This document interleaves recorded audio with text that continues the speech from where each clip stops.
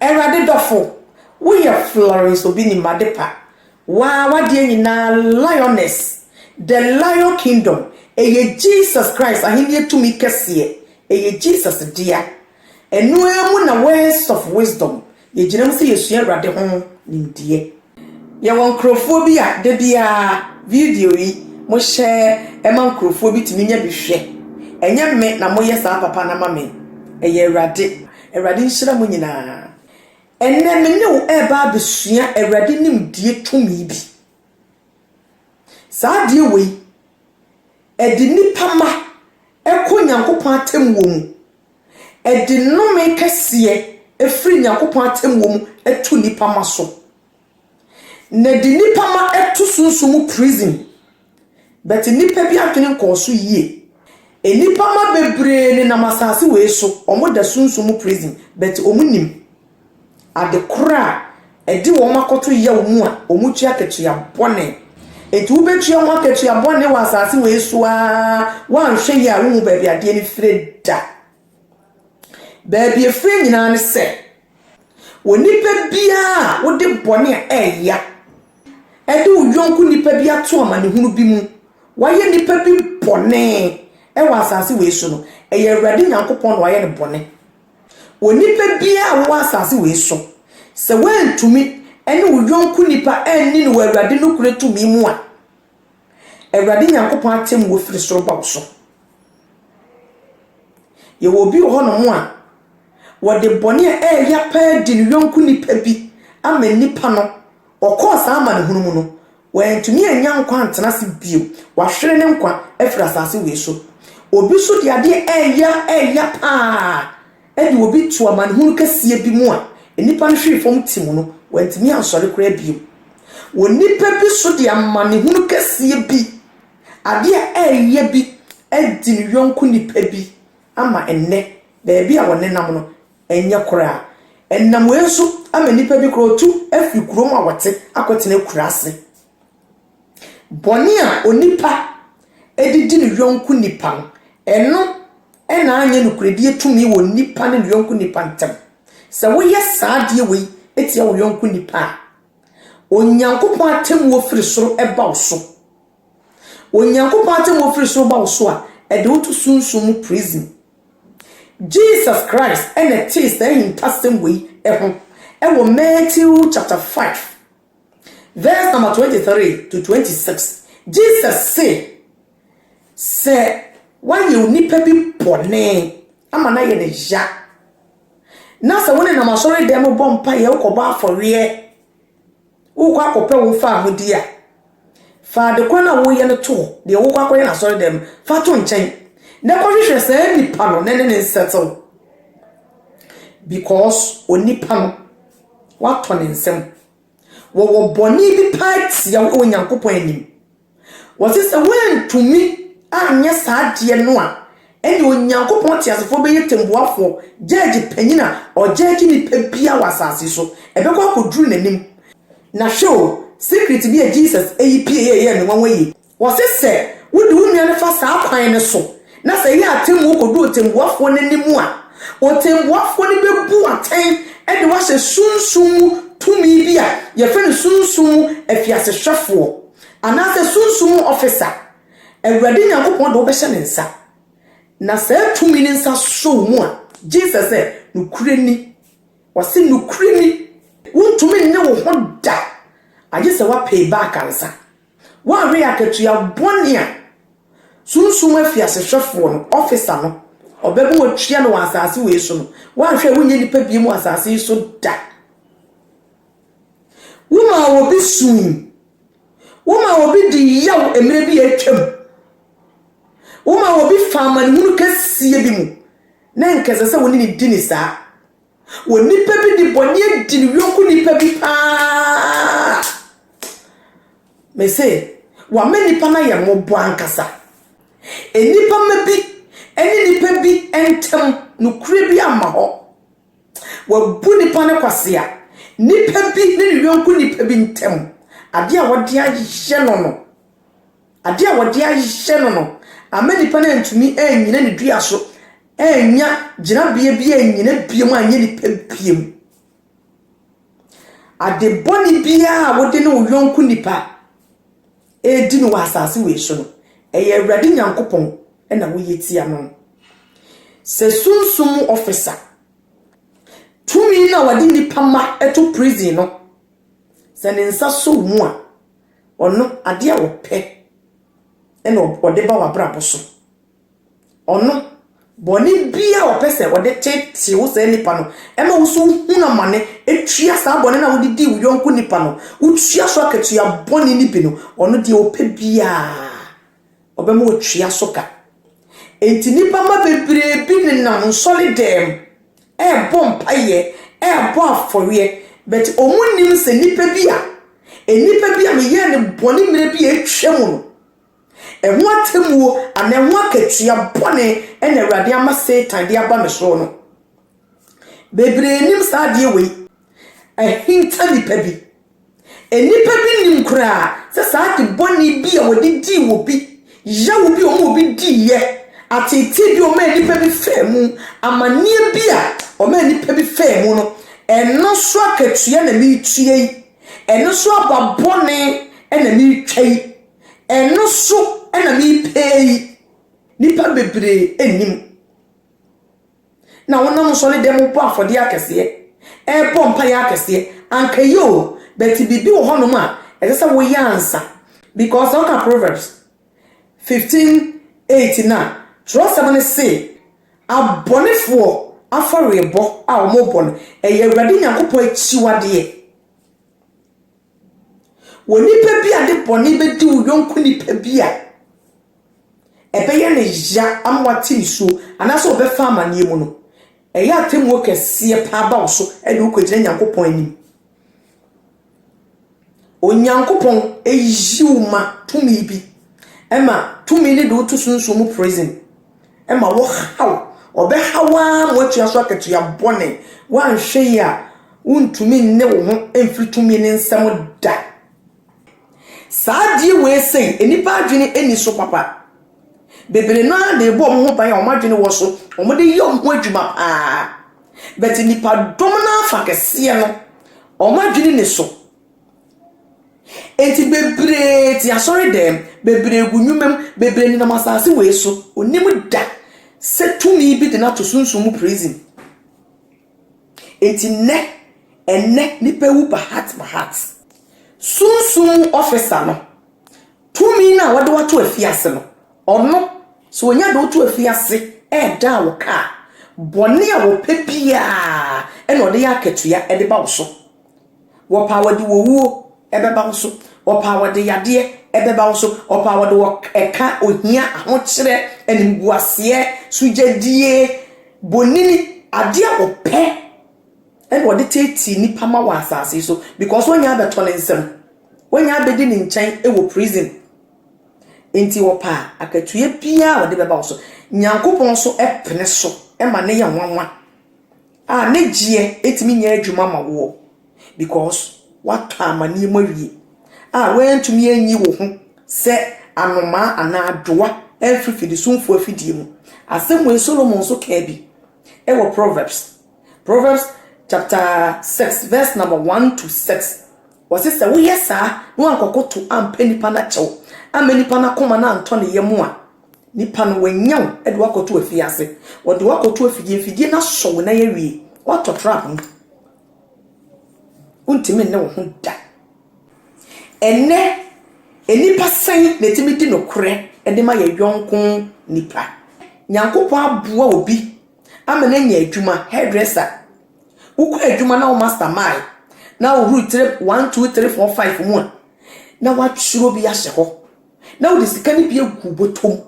na bibisa wo se wo master no bells ahodo a o twia no woni ne ya na twia enku ne niama na okototo na wo de be ye nipa ti no wo ya no office ka ni bi egu botom no sa enku ni sika na okototo ye no ye de che no ana okoriai me se umfa wo hu ni da wodeka na wankasa wo do ho ahye nyankopon atem wo mu enne wo hwa asori dem mu a nipa enya chance kan asori sika wo kan asori corrections na wo titi bi se obotom na wo yi sika ni bi sie wo de onim se wawie eya de kese pa musuo kese na ade aba ho so bete bia wonim ho nim de enti na ye wo se wo wi asori sika asesa nkrofo collection na wo de odi enya ho e de ahwe fie yie be se wo de ho ato sunsun mu prison be se sunsun afia sehwefo no se ba so wo da wo ka am wo hu na mane wi ase a opa wo de beba wo baso opa wo yire opa wo awu ade a wo pe e no de beda wo ka se bere no so a wa wo be ku se sunsun bi da wo ka Awurade ni wogye ma na so na wote asori dem asofo nketo a ehya asofo mpanyimfo ase enyina so a mo asofo mpanyimfo de amamo aye mo papa ade a mo de twa asofo ne ka ene se mo fa asofo ne chi ye asori ne ma ebone mo ji mo fa asofo ne chi ji asori mesika na bi so fa asofo chi ni asori ma de da because of keto ase obeware enne bi no ope wo so no wada on ka no kure onni no kure kira asori ba da e di sa kwam boni we e yan krofo ma bone e wa asori dem woni mi se wawie sofo no so hum no akoka na watea wo no umu na wujiku na ja asori e da na wo kwa akote wo ho ko ne kokote wo ho wo de wo ato sunsun mu afiase awie ansa na wo kwa akote wo ho akoye wasori no enti wo asembo ne po Jesus say yise wo pay back ansa nipa bebre ene namasase so ye twia akatua boni bi a omunim ba bi a efire enne ahemfo akese ni ahemfo ketwa asase ba ko pe wo hini bitimi toma nipa 5 nipa be 10 no kredi asa nipa mabinom ni no kore wa asase so ye de bone ene etwie nipa ka e wa asase so eme nipa ma ehuna mane ye nya yonkom nipa mo ene eme ye huna mane wa asase we so obi di na adwuma kesiye bi ne campaign bi ahye ni nia dasani ensa ehu ni mobo aboa no wo wie musika akese wo de kwan bonni nyansa bonni kwan so wie company ni musika wo wie obi adwuma kese a wa bie de wato ano wo wie musika e de akobie wadwuma enye sika nya wo ho wo ka se na no me se ehu akatua e wo ho twen wa ankasa wo de wo akoto sunsun prison wa wo yonko bi gi wudi ye e ma kwan ma ne nipa bi ben wo wantimi ene no kura ma wo yonko no ade ketua bi a enipa ne hia firi ho nti wo se gisa wone ne dansa wa hwe nyankopon anim nipa wo ben no watimi ni ono akasa ne nipa adeda wa hwe no wa ye na chi pasa wantimi ene no kure amfa ama wankasa ho nipa enne waso unua bi nsa oba bi nsa se wo de ne koma wadamfo se won fa na dwuma no wo firi ho a wo dane wachi ya o se gese me ne wo dansa ansa na betumi aye de papa e kana ma agese me ne wo dansa na mafa wo dwuma ene wa bre wo ho akosu adwuma bi apo ho abre wako suku abre na wo kwa mi afa wo dwuma mu no o se gese me ne wo dansa e de akora na ekoso se ti se wa ma wo hemu amfa nto wa adwuma ne yemfa wo da gese wo be fie be huna mane etiri mode kwan bone asetena bone ene nipa ma ene ne yonku nipa edi di asie na se wuye we num nyina wo de onum se wo ho ato totoroto bezi yakopon de ho akatua edi ahye sunsumu afiase hweni bi nsa wo de watu sunsumu prison na wo na wunnim ntia mesi wo be pay back nipa ma bebre ni na masase we so a ye fa amane wonu ehuna mane omunni botaye krontia wo hawo ne amane hawo ni nam nsolimu bompa ye tini so bafode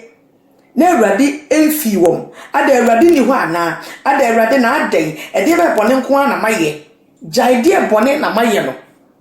na sa jai ensam akasa Awurade ni ho ana no Awurade wo ho pa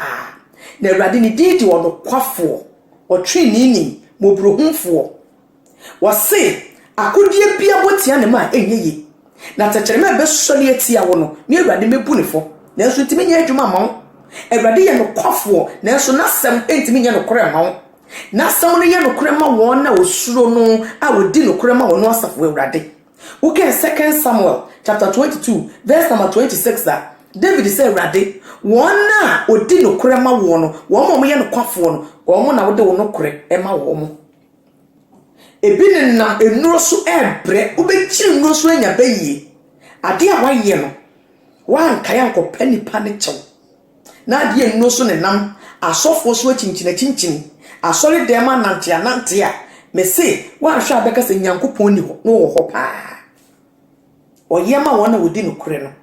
se wo no kore background dia so wo no kore die nyina so nko ade a Awurade be free no kore die tumi mu aba begire wo no kore die apam no so no dia bejiwe free wa ho hihim wa yi wakoma so ade ama Jesus say se wanya ama wo nuanom nketuwa bi no me na wanya ama me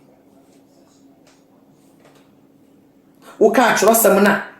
Jeremiah chapter 1 verse number 19 Awurade say woni wo bedi akon nanso ye ntumi hu efise me Awurade medi wachi na mejew ene nipa sen na saa asem wetimi ye adwuma ma wo mo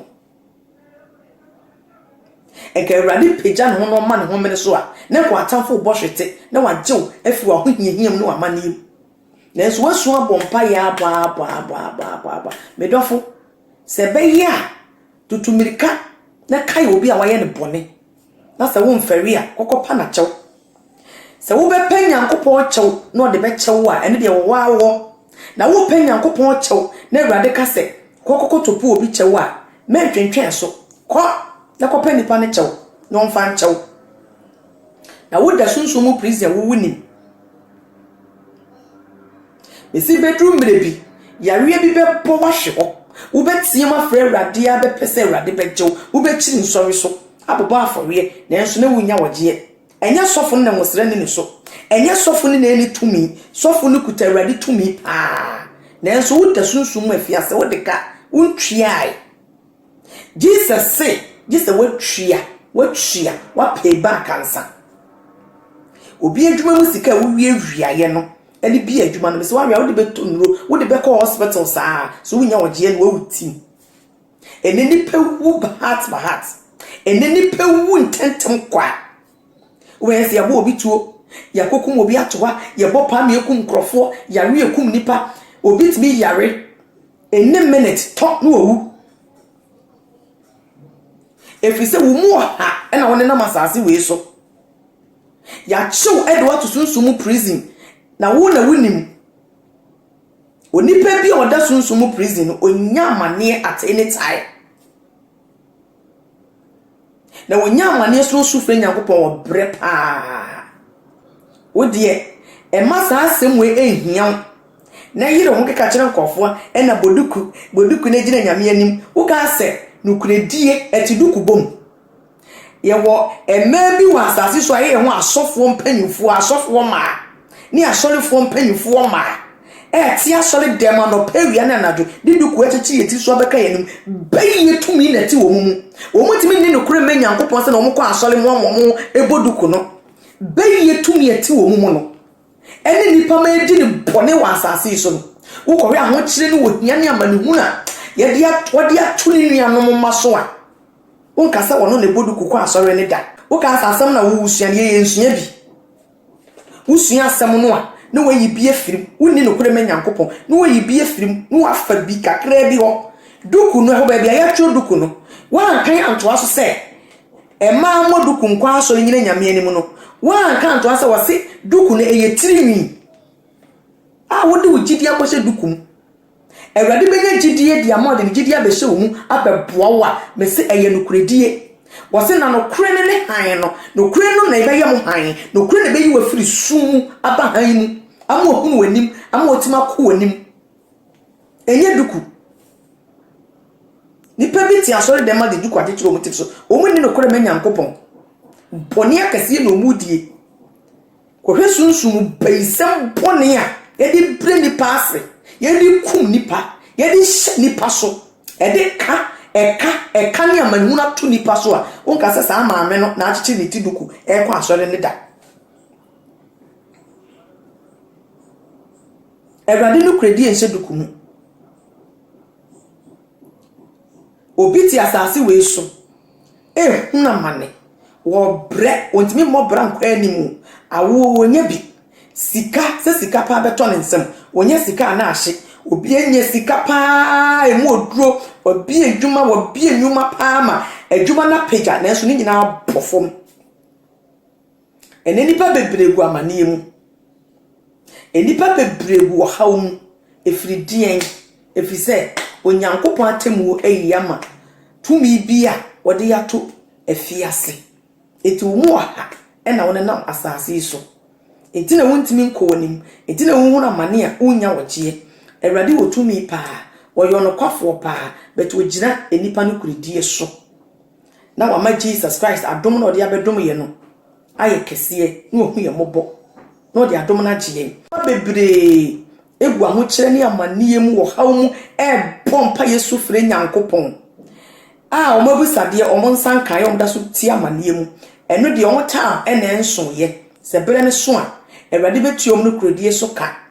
abo ma yi wo mafiri sum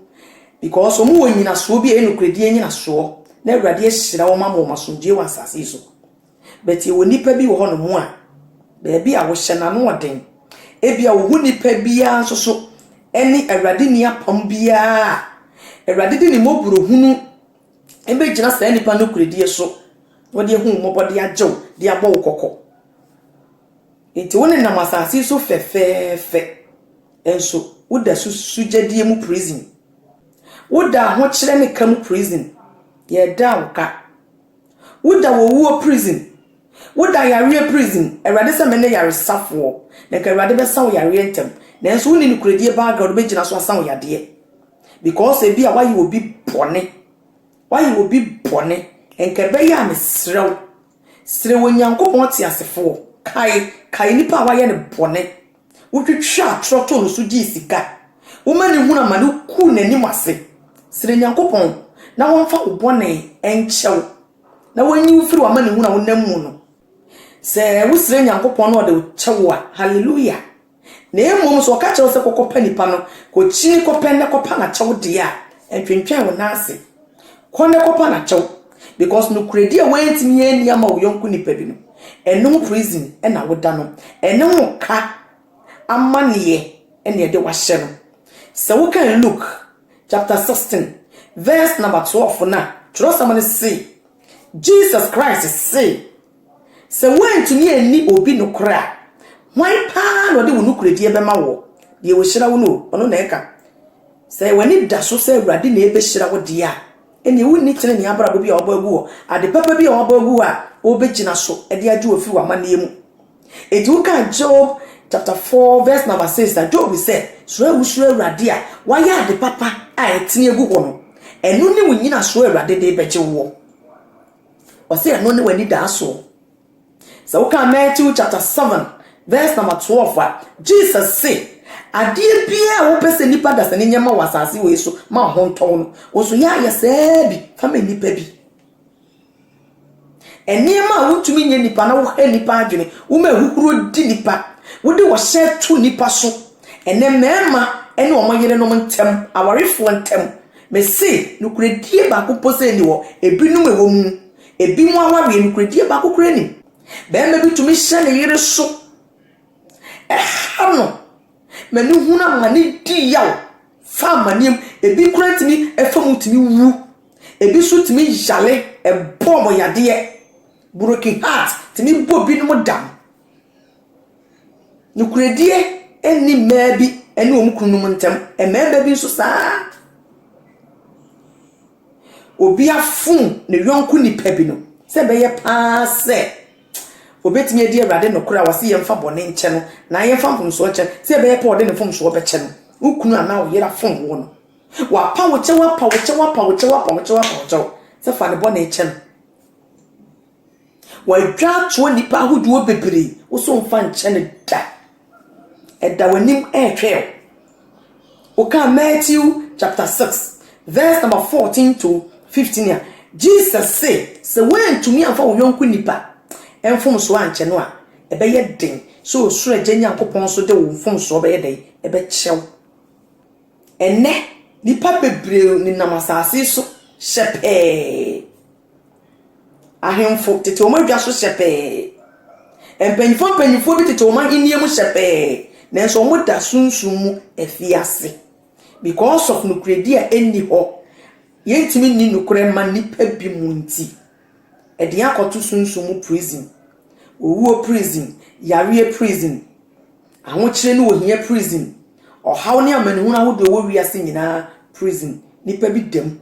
nti wo no Satan ebe so mu no be you free prison ho a de ope e no de da woka de ope e no de ye wo ene ahaya ene Awurade honhom adom ya boa yen e de abeduru Awurade nhyira ko sa wo hwe me Lioness Macrow bye.